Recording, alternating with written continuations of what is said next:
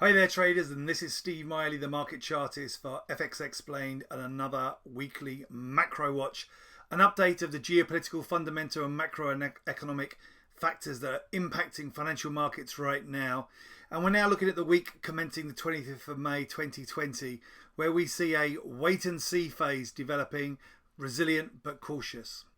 So let's start off with the macroeconomic and geopolitical developments from this week. And the week started off with real hopes of a vaccine from Moderna, which saw stock indices and riskier assets surging higher to kick off last week on Monday.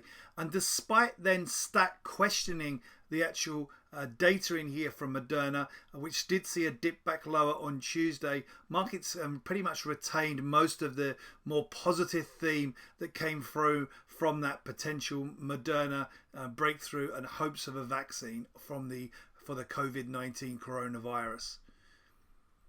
Also on Monday, we got some hopes of the developments regarding the €500 billion EU recovery fund, with both Merkel and Macron taking to the wires press conference saying that is going to move forward into the coming weeks and months. However, towards the end of the week, Thursday through into Friday, tensions started to rise over Hong Kong, with China at the People's National Congress announcing new security laws for Hong Kong, which put a dent in global risk appetite. However, markets soon rebounded later on Friday after the initial move lower Thursday into Friday. COVID-19 death toll continues to ease in here overall, with most countries in Europe and the states in the US seeing a decline in the number of cases and to some extent, and also a decline in the number of deaths as well. So all of that seen as more as a positive in here as the lockdown continues, although lockdown measures starting to be eased across Europe and in some US states.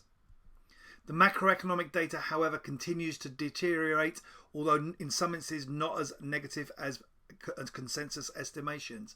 So let's have a look at how this has all impacted on global financial markets.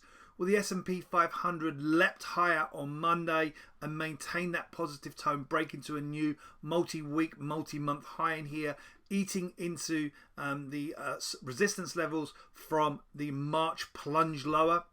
Similar story with the DAX, just about nudging back up to a recovery highs seen here previously earlier in the last month or two, and again pushing up to challenge levels in here from March breakdown. However, despite the dip lower again on Friday, the market managing to put in a strong weekly close.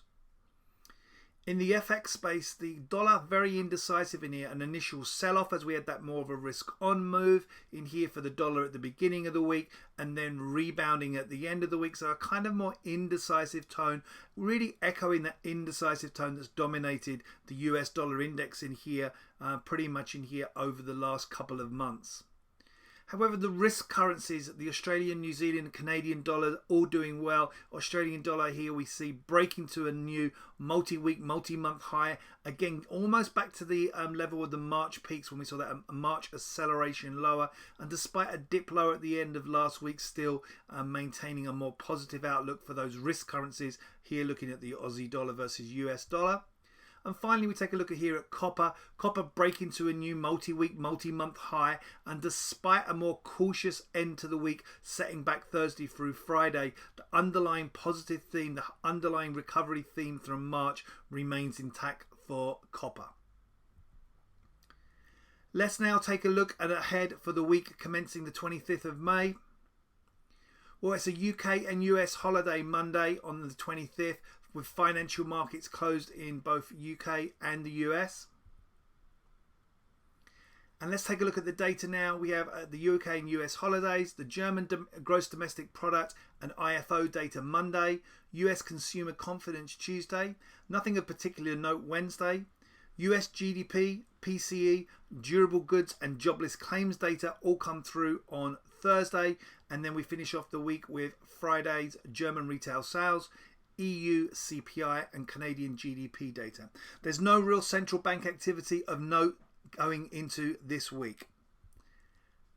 We will continue to monitor, however, the lockdown easings across Europe, across the US and across the globe, and see how that potentially impacts on, and this is the real critical question, does it impact on the number of cases of COVID-19 and deaths from COVID-19?